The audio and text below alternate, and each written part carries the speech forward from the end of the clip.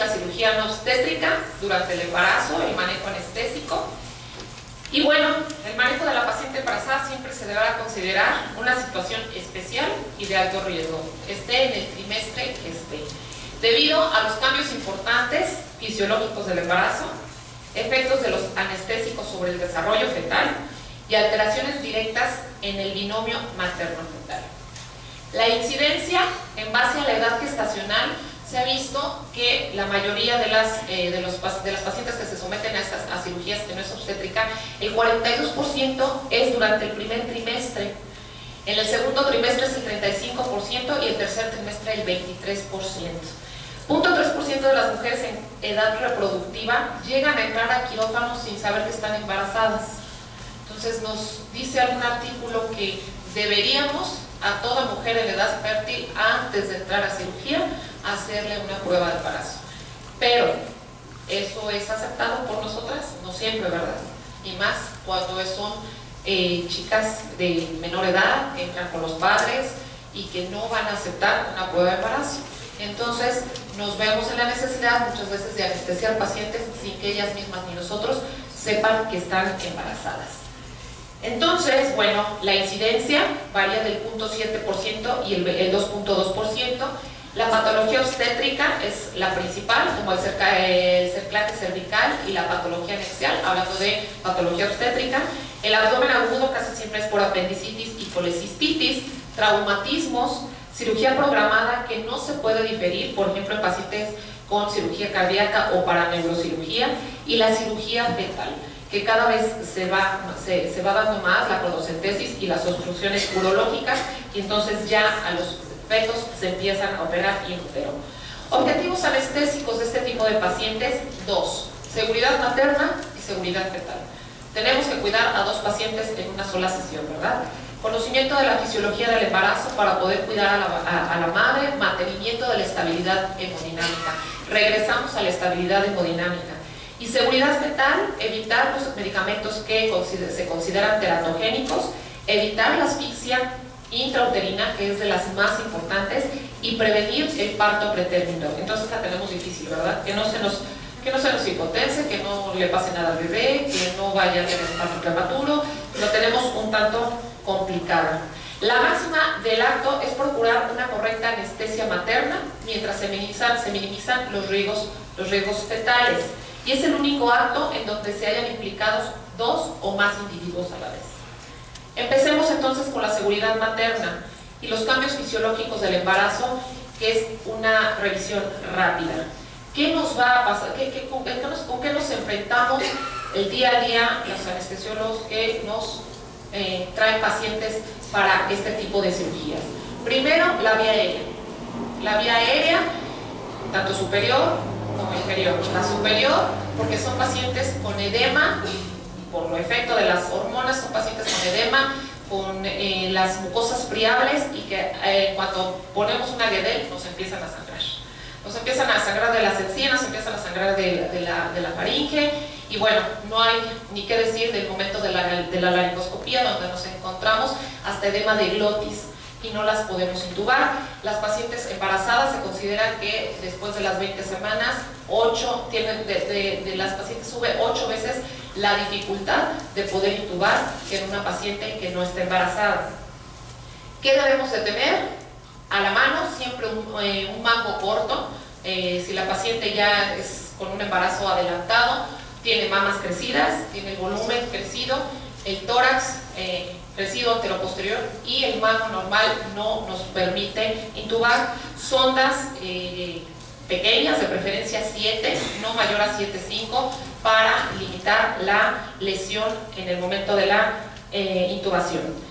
La vía aérea inferior, el volumen residual y el volumen minuto se va a ver aumentado, el volumen residual va a disminuir, por lo que la embarazada va a tener reserva de oxígeno disminuida. Va a aumentar el consumo de oxígeno del 20 al 35%. Entonces son pacientes que no nos van a tolerar la apnea como cualquier otro paciente que vamos a intubar, ¿verdad? Tenemos que estarla preoxigenando hasta el momento que decidamos intubar, y que haya de preferencia otro anestesiólogo a nuestro lado para poder hacer una secuencia rápida. ¿Qué otro parámetro nos altera? La CAM. Son pacientes que no van a tolerar y que la inducción inhalada va a ser rápida, así como la emersión de los gases inhalatorios van a ser rápidos. Las resistencias vasculares disminuyen por efectos hormonales, por lo menos si no es una paciente con patología de preeclampsia, casi siempre son pacientes hipotensas y más cuando hay decúbito dorsal.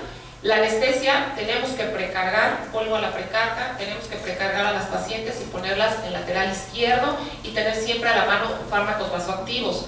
El volumen sanguíneo aumenta de 30 al 50% y vamos a tener una paciente que va a ser anémica por hemodilución. Por dilución se aumenta el volumen plasmático, el volumen eritrocitario prácticamente no aumenta, entonces son pacientes que van a tener una anemia dilucional. Va a aumentar la tolerancia a pérdidas sanguíneas debido a este aumento del volumen sanguíneo, porque no debemos de subestimar el sangrado, como ya lo vimos en la plática anterior.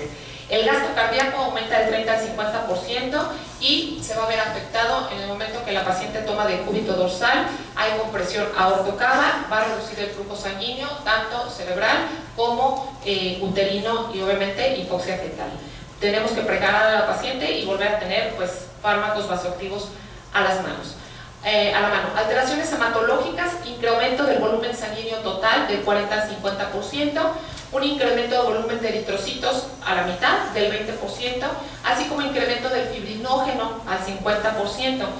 La concentración de proteínas puede bajar a menos de 6 gramos por decilitro la albúmina, por lo que los medicamentos de fracción libre nos van a durar un poco más. Cambios digestivos. Hay disminución en la motilidad gastrointestinal, que todas las que hemos estado embarazadas lo primero que sentimos, ¿verdad? La disminución en la motilidad gastrointestinal, pero esto nos va a dar una paciente con estómago lleno. Siempre se va a considerar a la paciente embarazada como estómago lleno. Ellas jamás vacían su estómago. Aunque tengan 10 horas de ayuno, si la paciente vomita, llega a vomitar hasta el desayuno, ¿no? Hasta el huevito que se comió en la mañana y que tenía. Señora, ¿no estaba usted en ayunas? Sí, cómo no, si aquí desayunamos todos, señora, ¿no? Se comió, oye, además comen mucho, la paciente embarazada come mucho y más para aguantar la anestesia, ¿no? Llega y dice, me dijeron que aquí no me iban a dar de comer y tuve que comer para aguantar la anestesia. Las secreciones gástricas son más ácidas y reducen el tono del esfínter esofágico inferior. El crecimiento uterino da lugar a desplazamiento y rotación hacia arriba del estómago. Hay retardo en el vaciamiento, como decíamos, y el riesgo de regurgitación al inducir a la paciente está presente desde la semana 20. ¿Qué tenemos como peligro? El síndrome de Mendelssohn, ¿verdad? La neumonitis por aspiración, que se recomienda que sea una paciente con ayuno de 8 horas o más, si se puede, preferir la anestesia regional. Finalmente, el ayuno, los ginecólogos nos ayudan poniendo una solución glucosada, ¿verdad? Para disminuir esa hipoglucemia.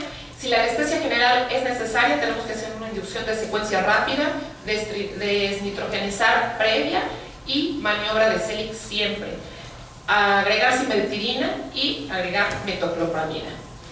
En el sistema nervioso central hay cambios también que nos pueden afectar nuestra anestesia, como la disminución en el volumen del espacio epidural. Esto nos va a arrojar un aumento en la sensibilidad neural a los anestésicos locales, un aumento de la progesterona que tiene efectos sedantes, por lo que la CAM, la concentración alveolar mínima de los anestésicos, la vamos a tener que disminuir, y la lordosis presente en el embarazo nos dice que va a aumentar la difusión cefálica de los anestésicos locales. Entonces vamos a tener una paciente que yo creo que a todos nos ha pasado, que nos empieza a decir, es que no puedo respirar, pero si no me puse 300, ¿no? ¿Por qué? O 200, ¿por qué? Bueno, pues esta es la respuesta, por la lordosis y por el volumen del espacio epidural reducido. Nos vamos a los efectos anestésicos sobre el desarrollo fetal. Realmente nos dicen que puede haber susceptibilidad de la especie, la dosis administrada, la edad gestacional en el momento de la cirugía. Entonces sé que anterior al día 16 es la ley del todo o nada, o se pierde el embrión o el embarazo sigue sin ningún problema. Entre los 18 y los 60 días es la fase máxima de susceptibilidad, porque está presente la organogénesis, es cuando más los medicamentos teratogénicos van a afectar al producto, y posterior a los 60 días es muy difícil que uno de los medicamentos que utilizamos haga efecto deleterio sobre el bebé. medicamentos de anestesia caen en el rango A y B. El único que nos hablaban de que podía causar paladar hendido eran las benzodiazepinas. Todavía está en debate y no se ha demostrado nada de que sí afecte y que cause paladar hendido. Sin embargo, una dosis única para quitar la ansiolisis y hacer el estado de ansiedad de la paciente no causa ningún estrago en el producto.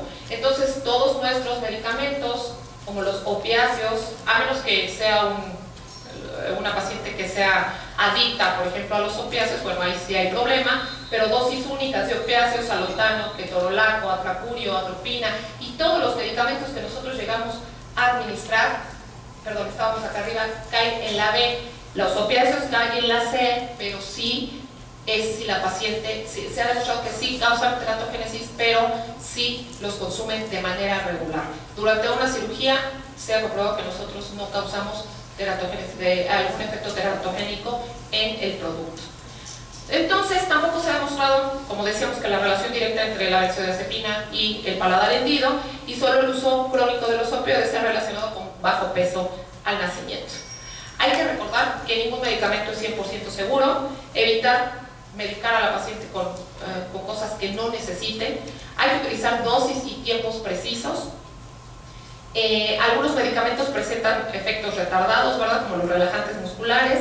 No utilizar teratogénicos sin la certeza de no embarazo, pero bueno, finalmente, pues toda paciente joven y de edad fértil pues, puede tener embarazo, ¿no? Y en el primer trimestre, solo los medicamentos seguros. ¿Qué tenemos que hacer? Prevenir la hipoxia fetal. ¿Cómo? Administrando oxígeno y teniendo una adecuada perfusión placentaria, adecuada perfusión. Sabiendo que la oximoglobina y la carboximoglobina van muy de la mano, la hemoglobina fetal capta mucho más oxígeno, entonces debemos de tener a nuestra paciente siempre oxigenada, siempre, no, es más, desde el trabajo de parto deberían de estar con puntas nasales mínimo, no las tenemos a todas con puntas nasales, ellas están hiperoxigenadas, pero por la hiperventilación que tienen, ¿verdad? Pero no las tenemos con oxígeno, debemos de tener a las pacientes con oxígeno. La presión de oxígeno está directamente relacionada con la perfusión útero-placentaria. Es un mecanismo por simple difusión en dependencia de un gradiente de concentración. Si la paciente está hipóxica, el feto va a estar hipóxico. Una hipoxia importante o mantenida puede generar lesiones cerebrales permanentes o muerte del producto. La presión del CO2 fetal también se relaciona con la de la madre y la hipercapnia en cifras altas puede producir depresión miocárdica fetal. La perfusión uterina, digo, el oxígeno es muy importante, 100%, pero la perfusión uterina también. Depende directamente de la perfusión materna y la hipotensión sostenida genera deterioro del bienestar fetal.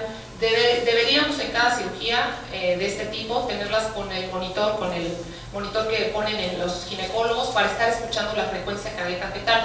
No siempre se puede, bueno, si la cirugía es en pelvis, en abdomen tampoco se va a poder. La hipotensión transanestésica es la complicación más frecuente del 83 al 100%. Hay que evitar la hipotensión materna, evitar la náusea y el vómito, por problemas nos pueden vomitar las pacientes, puede haber inconsciencia materna e hipoxia, acidosis y lesiones neurológicas fetales, y bueno, se ha relacionado con debilidad de reflejos de presión y succión en el momento del nacimiento. ¿Qué medidas? Volvemos a las soluciones. ¿Qué medidas podemos o tenemos a la mano para poder infundir? Las cristaloides y los coloides, que ya habíamos revisado, los vasoconstrictores y la disminución en la presión aortocava poniendo una cuña derecha. Prevención del parto pretérmino. El parto pretérmino aumenta su incidencia en cirugía abdominal del 4 al 6% e incrementa hasta el 22% cuando es una cirugía de urgencia. La hipotensión, volvemos a la hipotensión tan importante, con sus consiguientes complicaciones, es la primera causa. Entonces, es la primera causa de hipoxia fetal, es la primera causa de muerte fetal, es la primera causa de parto pretérmino. Seguimos con la hipotensión. La segunda causa es la manipulación directa del útero. ¿Qué debemos hacer? Igual, grupo multidisciplinario, visita visitar a la paciente, perdón, antes de que entre a la cirugía. Perdón. Determinar el estado general y, si es posible, evitar que la cirugía se realice por lo menos hasta el segundo trimestre si es que no hay otra indicación y si no es de urgencia. La tasa de aborto es del 12 al 15% durante el primer trimestre y baja a 5.6 durante el segundo trimestre. Entonces lo ideal es que no entrara, pero si no se puede retrasarlo lo más posible. La incidencia de parto pretérmino es menor en el segundo y en el tercer trimestre. Durante la valoración preanestésica deberá de preferencia realizarse junto con el ginecólogo y el neonatólogo.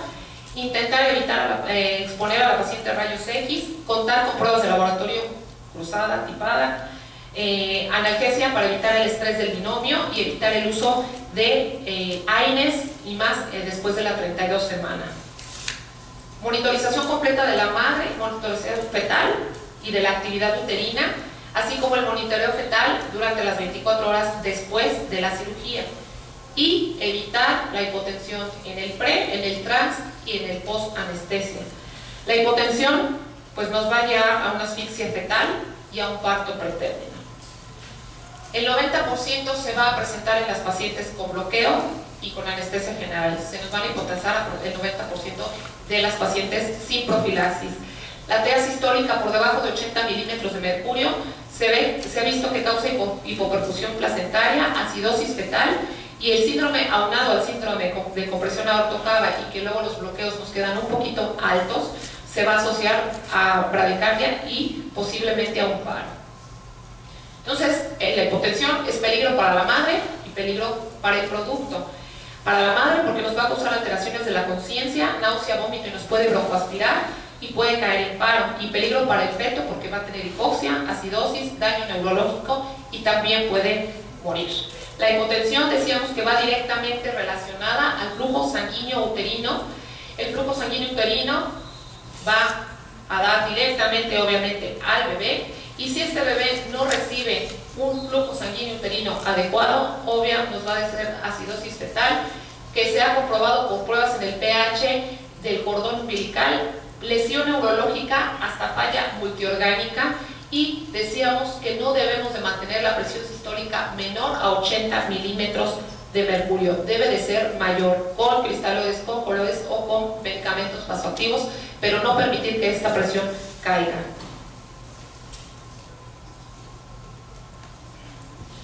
Ok, tenemos estrategias, los cristaloides y los coloides. Desde 1960, el primer artículo donde se publicó que debíamos de precargar, los maestros o nuestros maestros siempre nos dijeron que tenía que ser 1000 mililitros de cristalóide. Toda paciente que se iba a someter a un bloqueo teníamos que precargarla con 1000 mililitros de cristalóide. ¿Qué se ha visto en la actualidad? Que no nos sirve.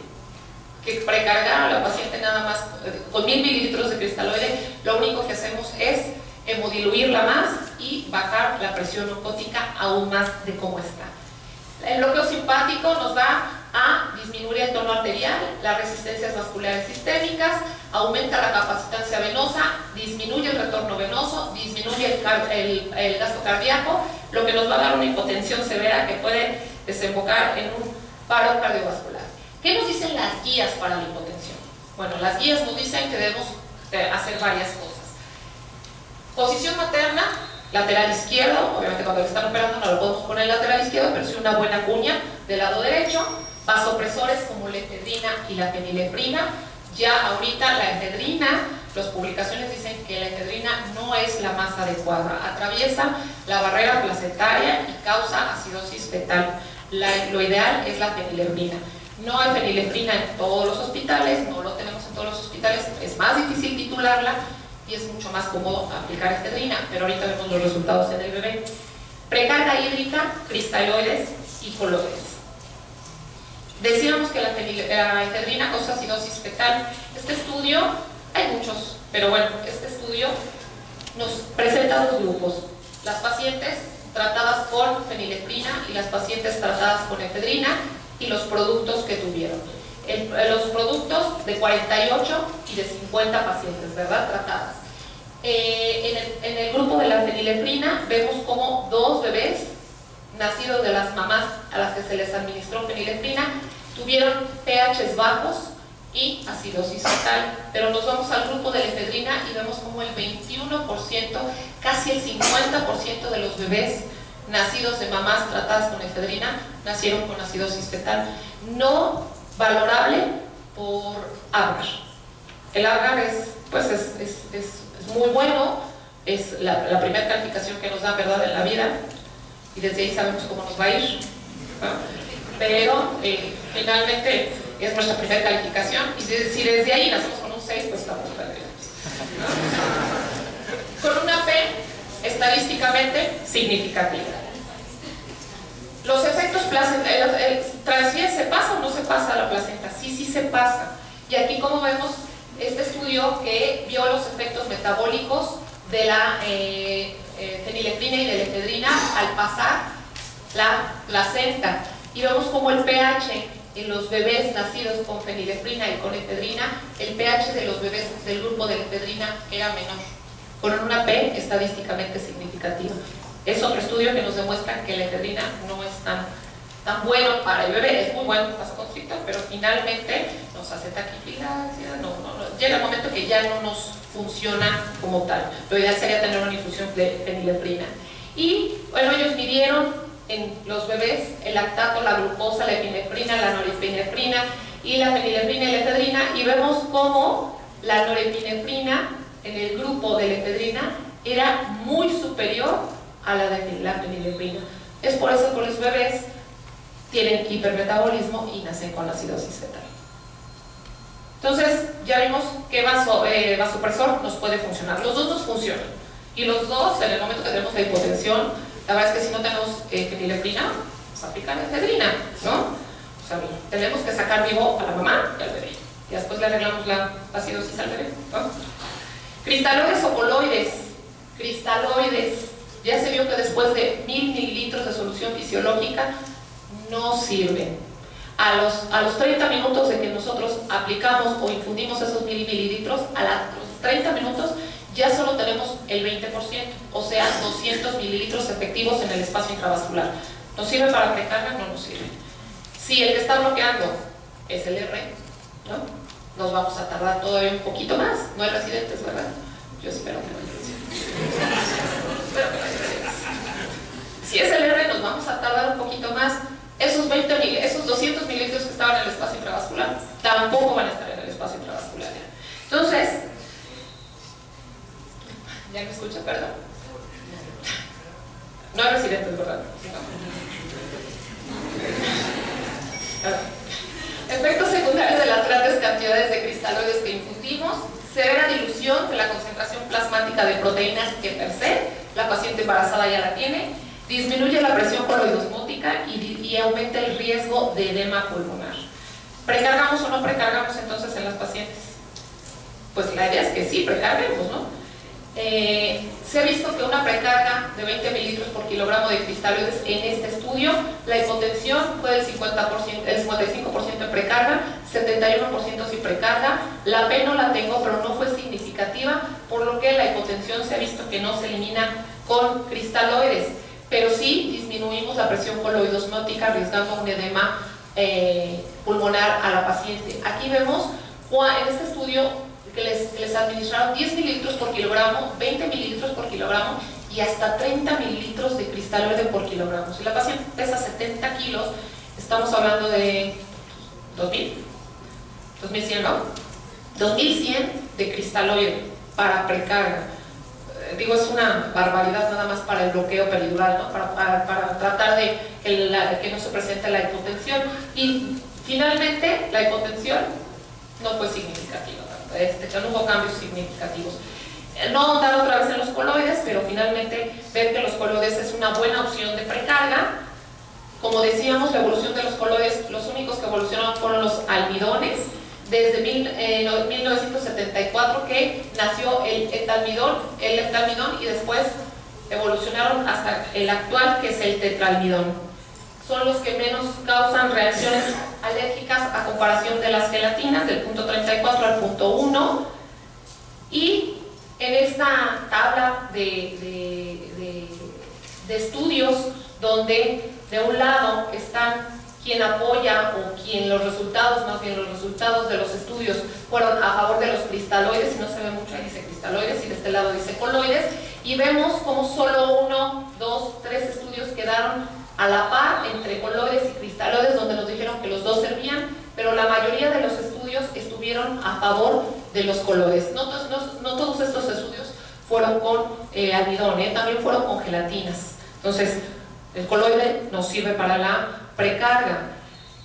Estos estudios también nos hablaban de la hipotensión. El Etastarch nos ayudó casi al 50% a la hipotensión, pero es un almidón de muy alto peso molecular, no está recomendado en obstetricia. El metalmidón, que es el de 200 con 0.5, que prácticamente ya también salió del mercado porque era de alto peso molecular, también sirvió para disminuir la hipotensión. Y entonces, ¿cuál fue la conclusión de los estudios de los coloides? Es que son más efectivos que los cristaloides para reducir la incidencia de la hipotensión, disminuyen el uso de vasopresores, los almidones son igual de efectivos como precarga que como cocarga, aumentan el gasto cardíaco, pero es recomendable el uso de cualquier coloide. Pues no, la ideal es que sea el más seguro, y actualmente el más seguro es el que sea estudiado más para la paciente obstétrica, es el tetraquinón. Son nada más 2 estudios que nos hablan de cómo se mantuvieron la presión sistólica mayor en el grupo del almidón. El 80, que no debemos de tenerla en 80 en la presión sistólica, en el grupo del almidón se mantuvo por arriba de 90. La frecuencia cardíaca, obviamente de la mano con la hipotensión, fue mayor en el grupo del cristaloide. Los pacientes con hipotensión, del 81% de los cristaloides bajó al 63%, y la dosis de efedrina, esa efedrina que ya decíamos que causa acidosis fetal, disminuye mucho con la precarga adecuada de la paciente. Entonces, bajamos el uso de la efedrina y nos mantenemos con una PA sistólica casi en lo normal. Otros resultados muy de la mano también con el anterior, un estudio francés también donde la presión sistólica se mantuvo por arriba de 90 también. La duración de la hipotensión fue mayor en el grupo de cristaloides, y la efedrina fue la mitad del grupo del cristaloide. Este es el último estudio en precarga para paciente embarazada sometida para cesárea.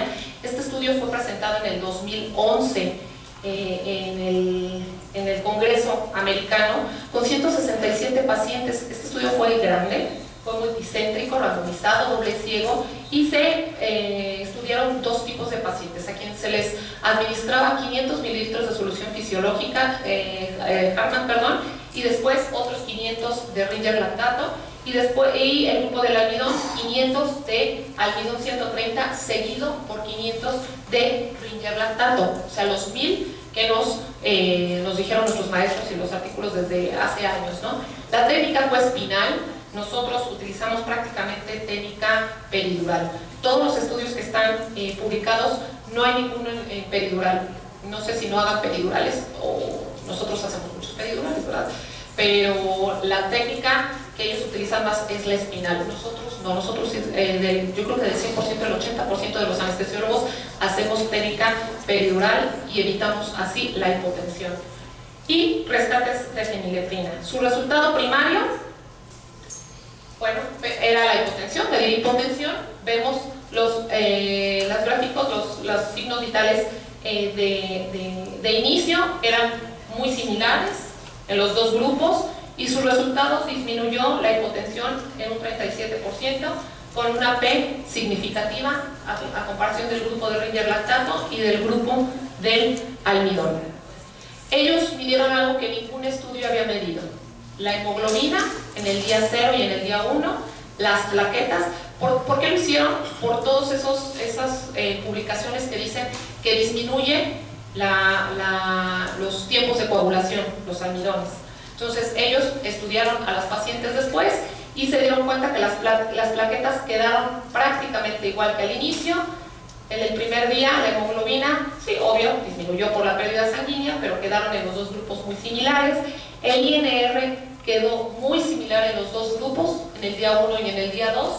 Y la creatinina, por aquello que también decían que causaba daño renal, los almidones, en estas pacientes se vio que no, eran pacientes sanas.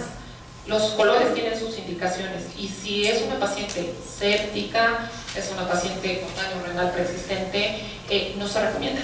Se recomienda paciente hipovolémico, paciente quirúrgico y no paciente que vaya a tener o que vaya a estar en la terapia por más días y que se hagan daño renal o daño hepático. No se recomienda en esos tipos de pacientes. Conclusiones de los estudios es que la precarga con el almidón disminuye significativamente la incidencia de la hipotensión comparada con cristaloides. No hubo diferencia en el número de casos que presentaron prurito. No hubo incremento de sangrado transoperatorio. No hubo diferencias en las pruebas de coagulación ni en la función renal. Y no se detectó almidón en el cordón umbilical. Entonces no atraviesa la placenta el almidón 130. ¿Cuáles medidas sí nos sirven? La uña, los desplazadores, pues también, ¿verdad? La posición, las medias no nos ayudan a evitar trombosis, pero no nos sirve para la hipotensión. Cristaloides o coloides, los coloides junto con cristaloides. El coloide por sí solo tampoco es recomendable, tiene que estar la paciente hidratada. Y la efedrina y la fenilefrina, las dos nos sirven, pero procuraremos que sea fenilefrina. De la técnica anestésica, podemos aplicar anestesia general, anestesia regional, la que nosotros consideremos en el momento de la cirugía y a lo que vaya a ser la cirugía. Si es un tobillo, si es un fémur, si vamos a hacer miembros inferiores y si aplicamos nosotros o tenemos la posibilidad de hacer regional en miembros superiores, también se recomienda hacer técnicas regionales, evitar la anestesia general a lo que más se pueda, pero si no, aplicaremos anestesia general también. Deberá considerarse el tipo de cirugía, la duración, el sangrado probable y saber que es 8 veces más difícil intubar a la paciente embarazada que a la no embarazada. ¿Cuáles son las ventajas de la anestesia general? Control de la vía aérea, eso lo vamos a tener asegurada. La ventilación, vamos a evitar asfixia fetal, vamos a tratar de mantener a nuestra paciente bien ventilada. Estabilidad hemodinámica, entre comillas, ¿verdad? También nuestros medicamentos hipotensan de manera importante. Tratar de controlar la hipotensión con fármacos vasoactivos o con precarga es más rápida y se usa actualmente mucha cirugía laparoscópica en paciente embarazada, entonces pues cada vez más nos vamos a enfrentar a esto. Desventajas: falla en el manejo de la vía aérea, falla en la intubación, riesgo de broncoaspiración y desarrollo más rápido de hipoxia. ¿Qué nos recomiendan? Siempre tener a la mano el equipo para vía aérea difícil. Si de plano no podemos ventilar y llegáramos a tener que salvar la vida con una mascarilla lavilla, de preferencia aquellas que tengan un acceso para facilitar el drenaje del estómago, hacer secuencia rápida. La ketamina, tener un poquito de cuidado con ella porque puede causar hipertonía uterina, disminuir la presión aortocava y mantener las concentraciones de halogenado bajo. Recordar que estas pacientes tienen una sensibilidad alta a estos medicamentos, a estos halogenados. Si utilizamos prostignina, será en forma lenta para evitar el incremento de acetilcolina y las contracciones uterinas secundarias. La anestesia regional, sus ventajas es que, bueno, no parecen tener efectos en el desarrollo del feto. Hay un incremento en la afinidad de las fibras nerviosas a los anestésicos locales, recordarlo también para la dosis que vamos a administrar. La disociación del anestésico local es más lenta y evita la neumonitis por aspiración si tenemos una paciente más despierta. ¿Cuáles son sus desventajas? Tenemos un abordaje lumbar difícil y más cuando la paciente es obesa, una mayor incidencia de punción de dura madre, que bueno, muchas veces hasta nos sirve para que sea más rápido, ¿verdad? Claro, ya quedó, ya podemos empezar. Alta incidencia de hipotensión. ¿Cuáles son las recomendaciones? Evitar el uso de benzodiazepinas en lo más posible si la paciente está bloqueada. Disminuir el promedio del 30% de la dosis estándar. La anestesia raquídea ofrece la menor tasa de transferencia de fármacos, pero es la que más nos va a hipotensar. Tenemos que precargar, hacer nuestra precarga hídrica, cristaloide, coloide, tener a la mano siempre vasoconstrictores y darle continuidad a la analgesia peridural. Una paciente que no tiene dolor después de la cirugía va a ser más difícil que tenga contractilidad uterina y que tenga parto prematuro. Muchas gracias.